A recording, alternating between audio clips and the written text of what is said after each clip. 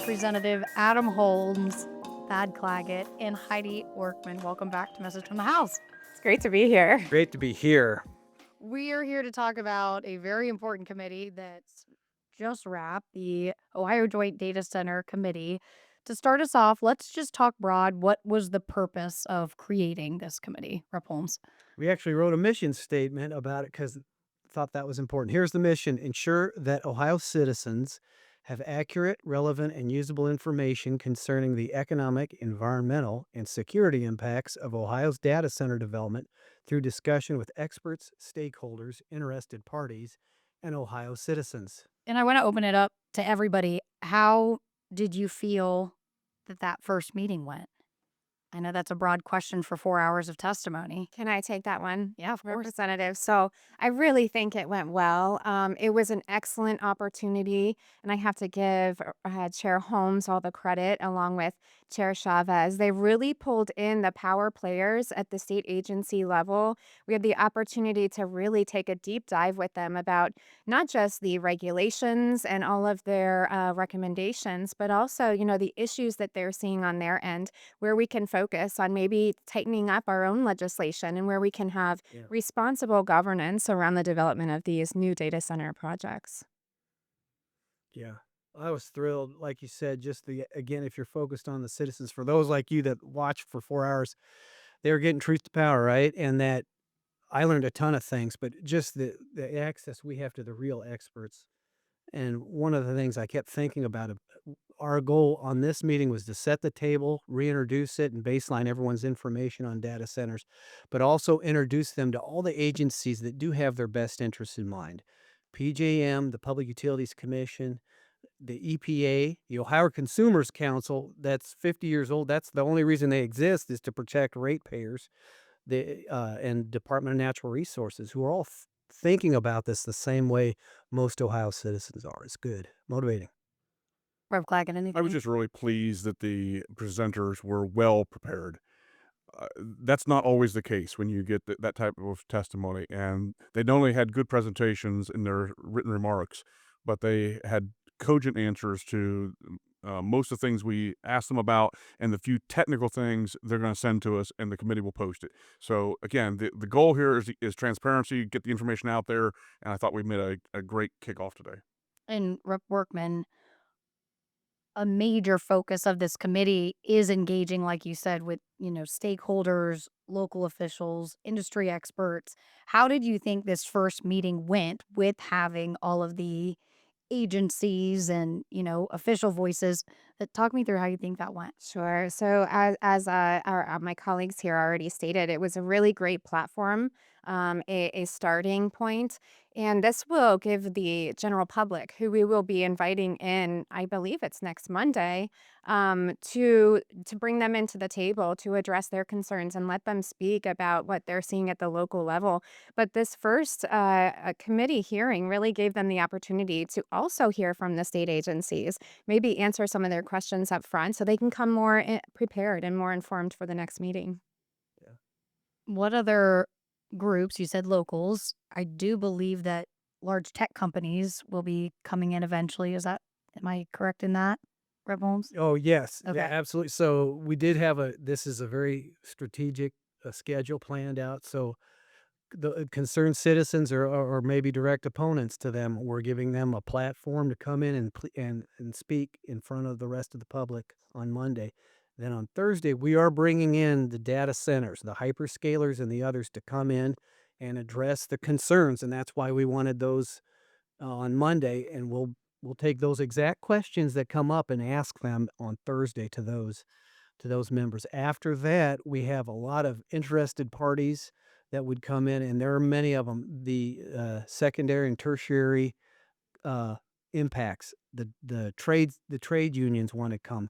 Several companies that have grown in Ohio that support data center infrastructure development and routers and servers, and they build them. Electricians. And then we're also going to bring in, we have a specific day for local community elected officials to talk about successful development plans that they've had, and they're offering information toolkits to give to other communities that are being introduced to working with data centers. So if we can be a platform to help those guys communicate too, fantastic. So that's kind of the order.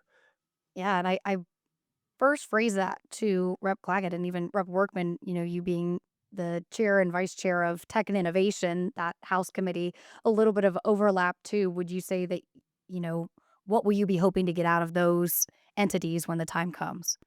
I see the tech people all the time on different subject matters, but here in the last few months, they've known that this data center issue is going to come up, and so when I have them in my office, I tell them point blank. I don't set them up for what's going to be asked of them, but I tell them very forcefully, you need to come and put your best face forward and say what's going on, because the public needs to understand this, and I'm not sure they've had the need or the opportunity. But here it is, and so I trust they'll be ready and to really say what's going on, because they have a perspective. All of our agencies had a perspective today, and I think that's how you breed trust in our society on these hard issues. And so I think we'll get there.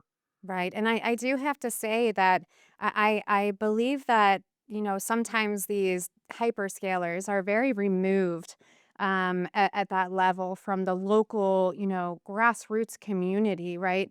So they're not fully aware or maybe not really plugged in to the real issues at the local level. So, it's our responsibility on the committee. And I think we are going to be doing that when we bring our constituents and residents to the table to really give the data centers and the operators of these facilities the opportunity to fully understand the scope of the issue and the concerns. So then hopefully we'll be able to come to a common understanding and be able to draft responsible, legislation around the development going forward. So I'm really hopeful, that it's going to be a very productive conversation, especially with the timeline and the framing of the conversations as we move forward. I think it's fantastic. We couldn't have better members than Rep. Workman and Rep. Claggett. They're great communicators and great leaders.